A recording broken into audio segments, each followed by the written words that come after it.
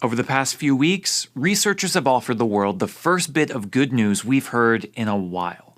Multiple vaccines have been produced to combat the COVID-19 virus with promising results. Hallelujah, this nightmare might be over soon. Unfortunately, this good news came along with some potentially bad news as well, as there have been some questions among Catholics as to the ethical nature of the vaccine production. Some might have been derived from tissue from aborted fetuses.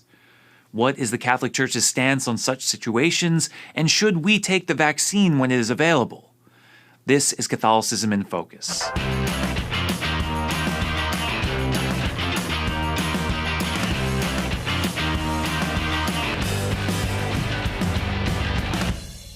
Before we can answer this question, we have to first understand a classical concept of Catholic moral theology: the cooperation in evil of another. Basically, when you participate in or benefit from someone else's sin, do you bear any responsibility for their evil? For moral theologians, there are a number of distinctions that need to be made here.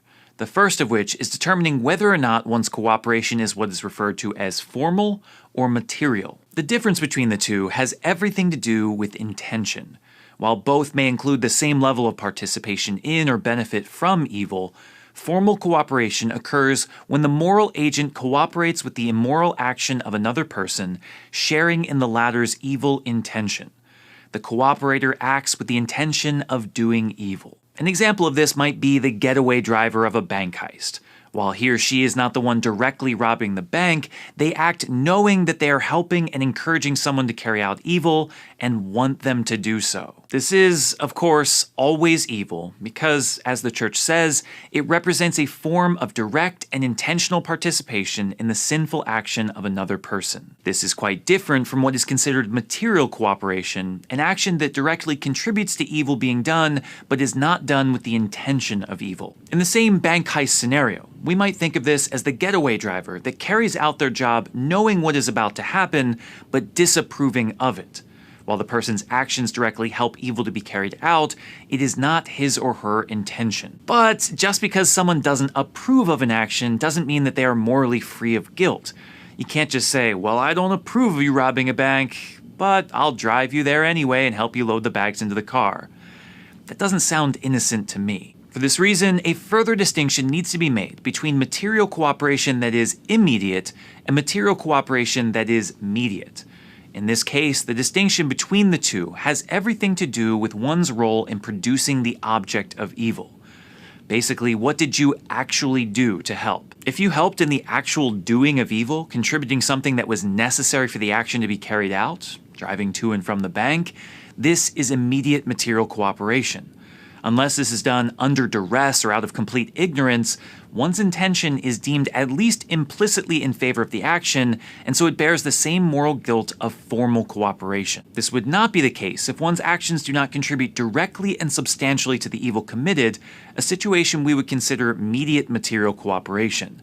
Letting someone borrow your car, or letting someone hide at your house after the robbery has taken place may not be good, but it doesn't directly cause the evil to take place. A far more common example of this distinction can be seen in the actions of a nurse cooperating with a morally evil surgery, say abortion or assisted suicide. If the nurse disapproves of the surgery but assists in it, handing the doctor every tool, this would be considered immediate material cooperation. If instead the nurse simply cares for the patient in preparation or in post-op, this would be mediate material cooperation. Clearly, the one who helps before or after the evil has occurred can't be as responsible as the one who actually helped do it. But that does not leave one completely out of the clear just yet either, as there is one more distinction to be made. In the case of mediate material cooperation, there is still a question of whether it is proximate or remote. The issue here, as might appear obvious from the terms, deals with the related closeness one has to the evil taking place. Did the cooperator act directly with or near the evil that was being done? Then it would be considered proximate. If they were distant with little knowledge of what was happening, it is considered remote. Looking again to the situation of our nurse, we can see a clear difference between the one who prepared the patient for surgery and the one who filled out the forms at the front desk. While every situation must consider various other factors, such as serious mitigating situations, whether actions were done actively or passively, and what knowledge one had of the situation, it is likely that those with proximate mediate material cooperation bear some guilt, while highly unlikely that remote mediate material cooperation could ever be considered sinful. While, yes, technically, you might have done something to contribute to evil, you were so far removed that there cannot possibly be any legitimate claim of culpability. So for those who are still left watching this video, what does this have anything to do with vaccines? Well, everything, actually. If a vaccine was able to be created as a direct result of abortions, using fetal tissue for testing and implantation, that is a major problem. Clearly, an evil has been committed, and we should want nothing to do with it. But what happens when, say, a doctor used tissue from an aborted fetus in 1964 to come up with a vaccine for rubella, an extremely infectious disease that used to kill tens of thousands of people each year? It's now 2020, 56 years after any tests were done, and this virus poses a major health risk to your child. What do you do?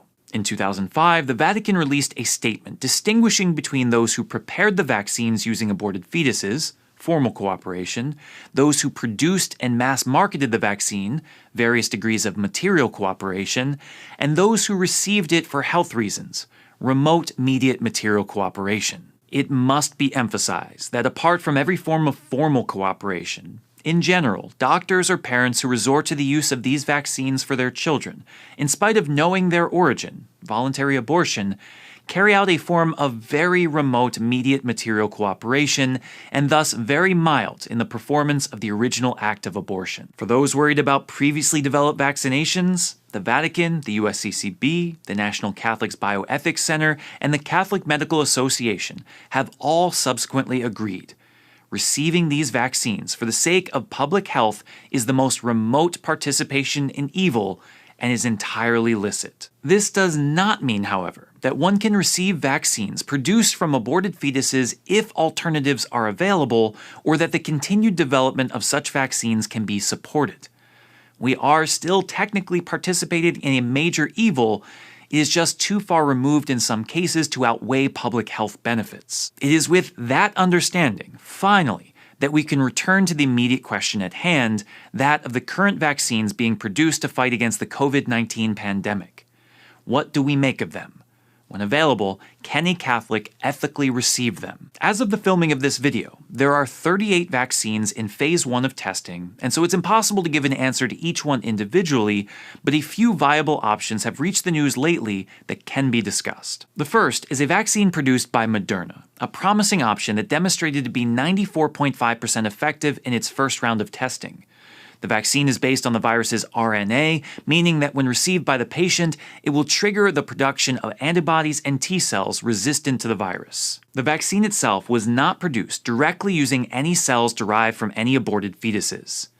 That said, given the nature of the field, it is likely that some of its information is based off of scientific advancements that were gained to testing on aborted fetuses, but as we can see, that would be an extremely remote connection, which is why the Charlotte Lozier Institute, research arm of the pro-life Susan B. Anthony list, has listed the Moderna vaccine among the ethically uncontroversial COVID-19 vaccine programs. The same can be said about Pfizer's vaccine, demonstrated to be 90% effective in its first trial.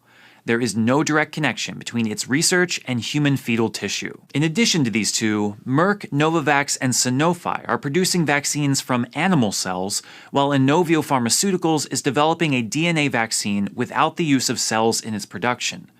For this reason, these are also considered ethically permissible by the Charlotte Lozier Institute. This is not the case, however, for the vaccines in development by AstraZeneca and Janssen, which unfortunately are produced using abortion-derived cell lines. And so, hopefully these last two will just fail, and in the next few months we'll otherwise have a host of ethically uncontroversial vaccines to choose from. But what if we don't? What if, God help us, the only vaccines that actually work are those produced using abortion-derived cell lines? Should a Catholic refuse to receive the vaccine? Obviously, it is an extremely complicated question that will no doubt produce differences of opinion, but it seems that the Church has set an important precedent with previous vaccines. Public health must be considered a priority. As regards the diseases against which there are no alternative vaccines which are available and ethically acceptable, It is right to abstain from using these vaccines if it can be done without causing children and indirectly the population as a whole to undergo significant risks to their health. However, if the latter are exposed to considerable dangers to their health, vaccines with moral problems pertaining to them may also be used on a temporary basis. Basically, while we don't support the way it was produced, receiving it now won't make the past evil any worse, and abstaining from it might actually cause more harm today. And so, I'm not sure about you, but I consider COVID-19 to be a considerable danger to the health of the general population. At least 250,000 people have already died in the US alone, 1.3 million worldwide, and there appears to be no way to stop its growth without a vaccine. As Catholics, we do have a moral obligation to prevent the production of vaccines as a result of abortions, but we also have a moral obligation to protect life outside of the womb exposed to dangerous diseases. Given these imperatives, and given the promising research thus far, no Catholic should feel anything but relieved to receive a vaccine when it is available.